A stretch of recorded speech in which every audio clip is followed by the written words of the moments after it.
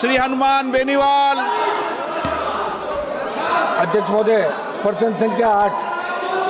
माननीय मंत्री जी दी गई।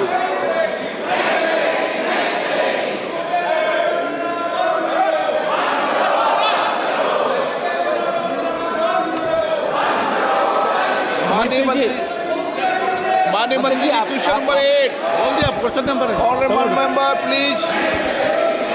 अध्यक्ष महोदय, राजस्थान सहित देश के अन्य राज्यों में किसानों के कर्ज माफी संबंधी मेरा सवाल है। ये कर्ज चिंता का विषय। अध्यक्ष महोदय, 7 अगस्त 2023 को इसी सदन में मेरे सवाल के जवाब में राजस्थान के किसानों पर वाणिज्यिक बैंकों, सहकारी बैंकों व क्षेत्रीय ग्रामीण बैंकों का कुल बकाया कृषि कर्ज 1,47,538.62 करोड़ रुपए था और आज मंत्री जी ने जो जवाब दिया उसके अनुसार ये कर्ज अब 1,74,798 करोड़ रुपए हो गया है। किसानों की आर्थिक स्थिति में सुधार के लिए किए गए दावों और योजनाओं के बावजूद कोई सुधार किसानों की आर्थिक स्थिति में नहीं हो पा रहा है। एक तरफ सरकार किसानों के साथ दोहरी नीति अपनाती है, जबकि दूसरी तरफ राइट ऑफ के नाम पर बड़े उद्योगों के लाखों करोड़ों के कर्ज बढ़ा दी। आपका प्रश्न क्या है? मैं सप्लीमेंट्री पूछ रहा हूँ कर्ज माफी का मेरा प्रश्न है, उसके मैं सप्लीमेंट्री पूछ रहा हूँ मंत्री जी को। प्रश्न पूछो आप तो। मंत्री जी, मैं आपके माध्यम से वित्त मंत्री जी से पूछना चाहता हूँ अध्यक्ष महोदय कि आपने जो जवाब में देश के किसानों पर बकाया कृषि कर्ज का ब्यौरा दिया है वो भयावह है। क्या आपकी सरकार ने वर्तमान में विगत कार्यकाल में किसानों का कोई कृषि कर्जा माफ किया है या कृषि कर्ज में कोई राहत किसानों को दी है तो उसका ब्यौरा प्रदान करेगी? पहला सवाल है मेरा। माननीय मंत्री जी। माननीय अध्यक्ष जी, जो माननीय सदस्य पूछ रहे हैं ऑलरेडी वो सभा के बटन पे रखा हुआ है। फिर भी मैं माननीय सदस्य को बताना चाहता हूँ अध्यक्ष महोदय कि माननीय प्रधानमंत्री जी के नेतृत्व में भारत सरकार किसानों के हितों की रक्षा के लिए पूर्ण तरीके से प्रतिबद्ध है और 2014 से अब तक सरकार ने किसानों के हित की रक्षा के लिए तमाम प्रयास किया है।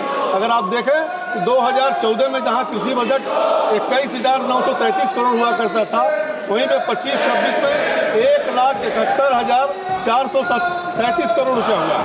और वहीं पर देखें अगर जहाँ कर्ज माफी की बात करते हैं, किसान सम्मान निधि के माध्यम से अगर देखें तो 10 सालों में 3.46 लाख करोड़ रुपए का लोगों को सहायता प्रदान की गई है। वहीं पे उर्वरक की सब्सिडी हम दे रहे हैं, उन्नत बीजों के विकास की हम व्यवस्था कर रहे हैं।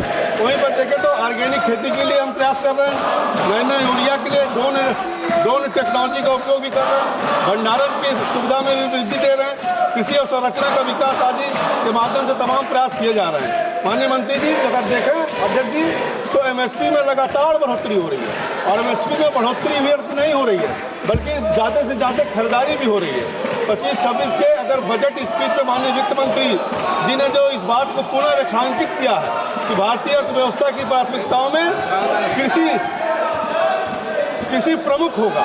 बजट 25-26 में अन्य कृषि योजनाओं के साथ साथ PM धन योजना के माध्यम से कम उत्पादन वाले 100 जिलों को फोकस में रखा जाएगा, जिसमें 1.7 करोड़ किसान लाभान्वित होंगे। इस प्रकार हमारी सरकार कृषि की लागत कम करने से लेकर उत्पादन उचित मूल्य दिलाने के लिए सभी सार्थक प्रयास कर रही है। मेरा दूसरा मरने वालों की कुंभ में मरने वालों मेरा सप्लीमेंट्री कुंभ में मरने वालों की सूची दो। कुंभ में मरने वालों दूसरा सप्लीमेंट्री कुंभ में मरने वालों। माननीय सदस्यगणों, आपको जनता ने टेबल तोड़ने के लिए नहीं भेजा है। आप पहली बार चुन के आए हो। टेबल तोड़ने के लिए नहीं भेजा आपने। टेबल तोड़ने के लिए भेजा है क्या आपको कि चर्चा के लिए भेजा है? यहाँ पर हनुमान बेनीवाल जी। अध्यक्ष महोदय, मैं मंत्री जी से आपकी माध्यम से पूछना चाहूंगा कि क्या सरकार किसानों की आर्थिक स्थिति को सशक्त करवाने के लिए राजस्थान सहित देश के किसानों पर बढ़ती ऋणग्रस्त वित्तीय संकट का आकलन करवा के किसानों का संपूर्ण कृषि ऋण माफ करने की योजना पर कोई विचार रखती है? यदि हाँ तो कब तक, यदि नहीं तो क्यों? कारण सहित बताने का कष्ट करें, क्योंकि देश का किसान कर्ज माफी पर सरकार की मंशा को जानना चाहता है। अध्यक्ष महोदय, ये बताए कि किसान का कर्जा माफ होगा या नहीं होगा? ये बताओ ना, राजस्थान में कौन सी सरकार ने कर्जा माफी की बात की थी? बताया करो ना आप। चलो।